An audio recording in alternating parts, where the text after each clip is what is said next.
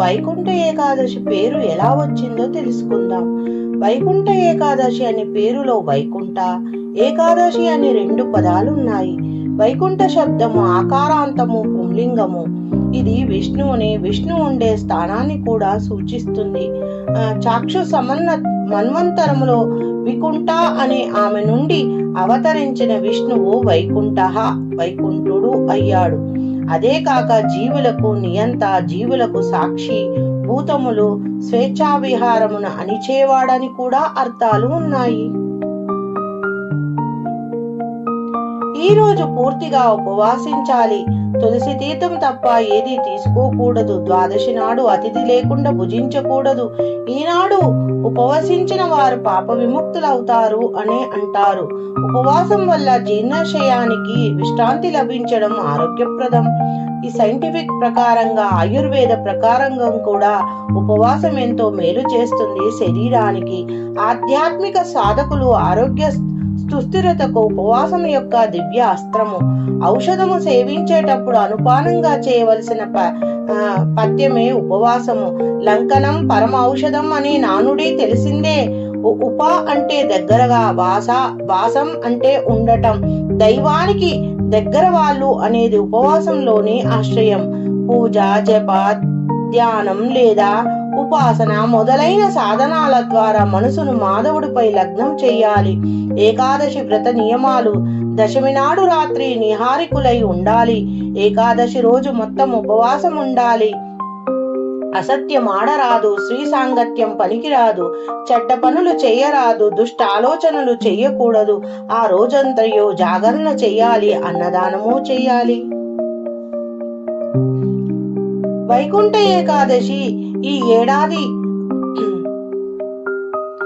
10వ తారీఖు శుక్రవారం రోజు వస్తుంది. కావున వైకుంఠ ఏకాదశి రోజును చాలా మంచిదని పండితులు వక్కాణిస్తున్నారు.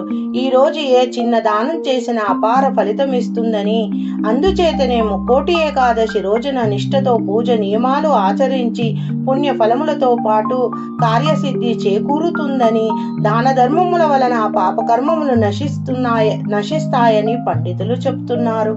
ఇక వైకుంఠ ఏకాదశి రోజున భక్తితో ఎవరైతే ఆ లక్ష్మీనారాయణుల్ని పూజిస్తారో వారికి ముక్కోటి ఏకాదశిన మరణించిన తర్వాత వారికి వైకుంఠ వాసం సిద్ధిస్తుందని, స్వర్గలోకంలో వారికి తలుపులు తెరుచుకుంటాయని శాస్త్రాలు పేర్కొంటున్నాయి. వైకుంఠ ఏకాదశి రోజున నియమ నిష్ఠలతో వ్రతమాచరించి వారికి మరు జన్మంటూ ఉండదని పురాణాలు చెప్తున్నాయి. ముక్కోటి ఏకాదశి మరణించే వారికి వైకుంఠం సిద్ధిస్తుంది, స్వర్గలోకంలో తలుపులు వారి కోసం తెరుచుకుంటాయని పురాణాలు ఘోషిస్తున్నాయి. ముల్లోకాలను నడిపించే విష్ణుమూర్తిని ముక్కోటి ఏకాదశిని స్తుతించే వారికి మోక్షప్రాప్తి కలుగుతుంది. అందుచేతనే వైకుంఠ ఏకాదశి రోజున ఉదయమే ప్రాతకాలమున లేచి శుచిగా స్నానమాచరించి పూజా మందిరమును శుభ్రపరుచుకొని గడపకు పసుపు కుంకుమలు పెట్టి తోరణాలు కట్టి రంగురంగుల ముగ్గులతో అలంకరించుకోవాలి. తల స్నానము చేసి తెల్లటి రంగు వస్త్రములను ధరించాలి. పూజా మందిరంలోని విష్ణుమూర్తి పటమునకు పసుపు, కుంకుమ, చందనం వంటి సుగంధ ద్రవ్యాలను అలంకరించుకోవాలి. విష్ణుమూర్తి పటము లేదా విగ్రహం ముందు కలశం పెట్టి దానిపై తెలుపు రంగు వస్త్రమును కప్పి టెంకాయ మామిడి తోరణాలతో సిద్ధం చేసుకోవాలి. పూజకు తామర పూలు, తులసి దళములు ఉపయోగించాలి.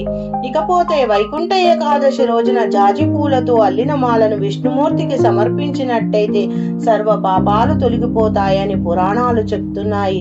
అందుచేతనే జాజిమాలను విష్ణుమూర్తి పటానికి వేసి పాయసము, తీపి పదార్థములు, ఆకుపచ్చని పళ్లను నైవేద్యంగా సమర్పించి శ్రీహరిని స్తుతించడము, ప్రార్థించడము శుభప్రదమని మన పురాణాలు చెప్తున్నాయి. ఈ రోజు దీపారాధనకు ఎర్రటి ప్రమిదలను ఉపయోగించాలి. వెలిగించిన వత్తులు తామర వత్తులుగా, వాటి సంఖ్య 5గా ఉండాలి. కొబ్బరి నూనె వాడాలి. ముక్కోటి ఏకాదశి నాడు చేసే విష్ణు పూజ, గీతాపారాయణం, గోవిందనామ స్మరణ, పురాణ శ్రవణము మోక్ష ప్రాప్తిని కలిగిస్తాయి.